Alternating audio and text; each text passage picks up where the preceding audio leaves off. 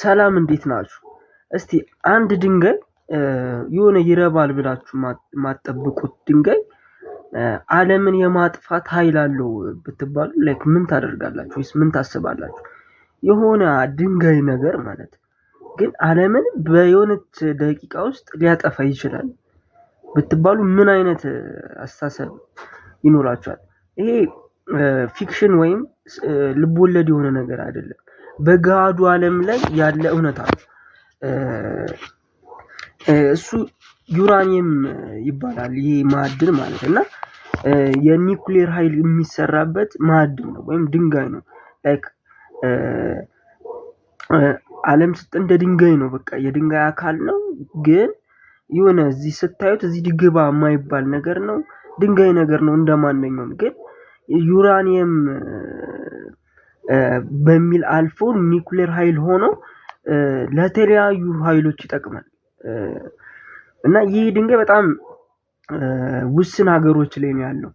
እስካሁን በጥናት በተረጋገጠው ኢቨን ኢትዮጵያ ውስጥም እንዳለ እንኳን መረጃዎች ይናገራሉ። ኢትዮጵያ ውስጥ ብቻ ሳይሆን ሜክሲኮ ውስጥ፣ አዘርባይጃን፣ አሜሪካ አንዳንድ ቦታዎች እንዳለ ይነገራል። እና ይህ ዩራኒየም ያለባቸው ሀገሮች በጣም ሴኩርድ ናቸው።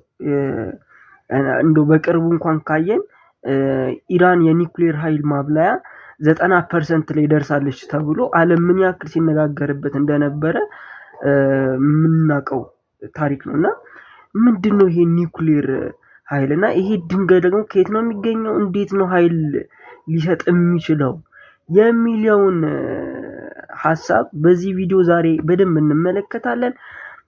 ሰላም እንዴት ናችሁ? ለዚህ ቻናል አዲስ ከሆናችሁ ሰብስክራይብ ማድረግ እንዳትረሱ። እንደዚህ ሳይንስ ተኮር እና ዓለምን የሚያስደንቅ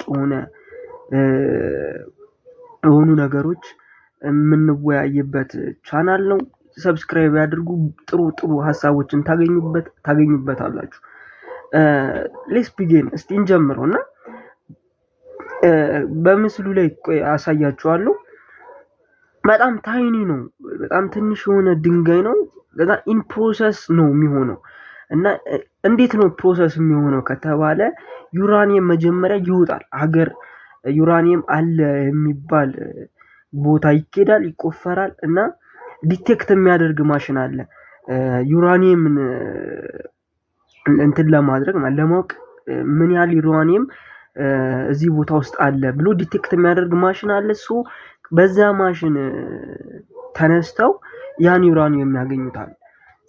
ከዛ በኋላ ከተገኘ በኋላ ወደ እንትን ውስጥ ይገባል፣ ወደ ማብለያ ማሽን ይገባል። እና ያው ፎቶ አድርግላችኋለሁ።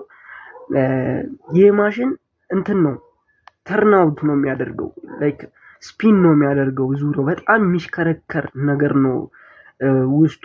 እና ምንድነው ጥቅሙ ሲባል ሳይንቲስቶች እንዳገኙት ሁለት አይነት፣ አሁን አንድ ዩራኒየም